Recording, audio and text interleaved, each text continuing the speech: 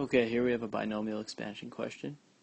And it asks for find the next term. So our first term is 1, next term is 12x, third term is 54x squared.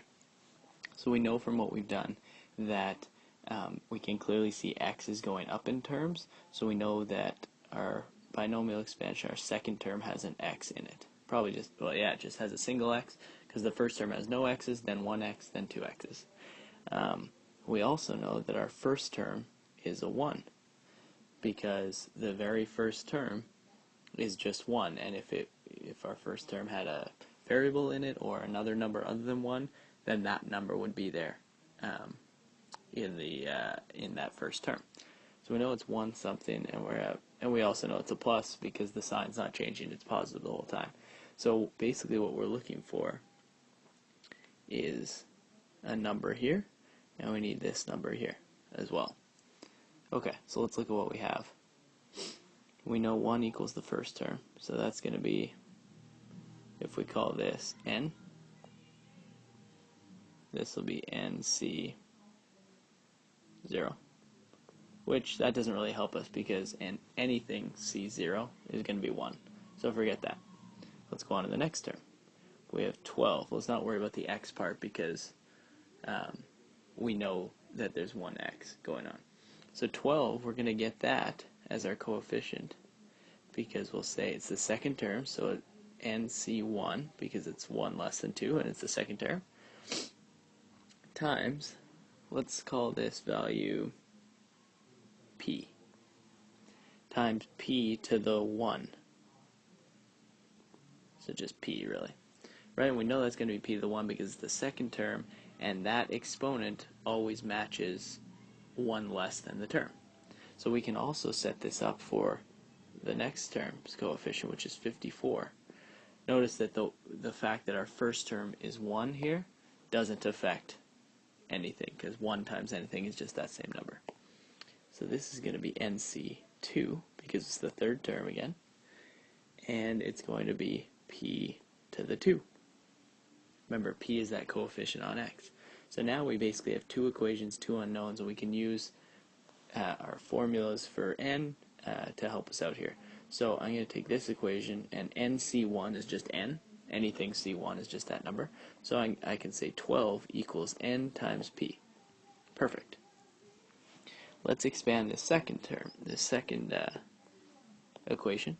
So we have 54 equals nc2. Well, we know the formula for that is n factorial over n minus 2 factorial times 2 factorial. That's the formula for NCR. And we're still multiplied by p squared. Now, n factorial divided by n minus 2 factorial, this is just n on top times n minus 1 times n minus 2 factorial times p squared still over n minus 2 factorial. Nothing's happened to the bottom yet. 2 factorial. The reason that n factorial expands into this part here is because we always take away an integer, right? And then we're multiplying by the factorial. So we can get rid of these factorials now. And so we have 54 equals n squared minus n, because I'm just multiplying the n into the bracket there, times p squared over 2. 2 factorial is just 2. Now I'm going to multiply both sides by 2 to get rid of that 2. So we have 108 equals n squared p squared minus np squared. I just multiplied that out. N squared p squared is the same as np squared, and we know np, remember, is 12. So moving up here, back to black, 108 equals 12 squared minus np squared is like np times p, so 12 times p. We can expand this and we get 108 equals 144 minus 12p. Now we just solve for p, and I'll add it to this side, so 12p equals 144 minus 108, which is 36, so p equals 3, just by dividing each side by 12. Okay, so p equals 3. So we found this part,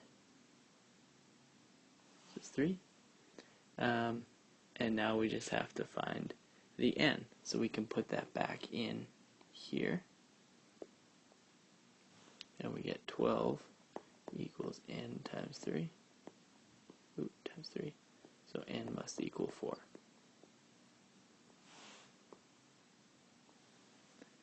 Okay, so we know that our expansion, I'll write it in purple, is 1 plus 3x to the 4 because of what we just found. So if we want the next term, we want the fourth term, so that's going to be 4. I'll do that in orange. It is going to be, okay, did a little erasing there. So n is 4, p is 3, so we're going to get, our expansion is here in purple. So we know that the fourth term is going to be 4c3. 1 to the something, 3x to the 3, 1 to the 1, and this will expand. 4c3 is just 4, times 1 is 1, times 3 to the 3 is 27, x cubed. So this all equals 108 x cubed. That's the next term. Hopefully this wasn't too complicated. This is a difficult question, but we need to understand a couple things. We had the information given to us, so we could tell because the first term was 1 in the expansion, we knew 1 was the first term in the bracket here. Then we just focused on the coefficients. What was also important was knowing our NCR formula. So the fact that NCR equals n factorial over n minus r factorial times r factorial. Really important. And that is just algebra, 2 equations, 2 unknowns. Solving for NP was super helpful. You could also get n or p on their own in terms of the other variables. So hopefully that was helpful. Let me know if you have any other questions.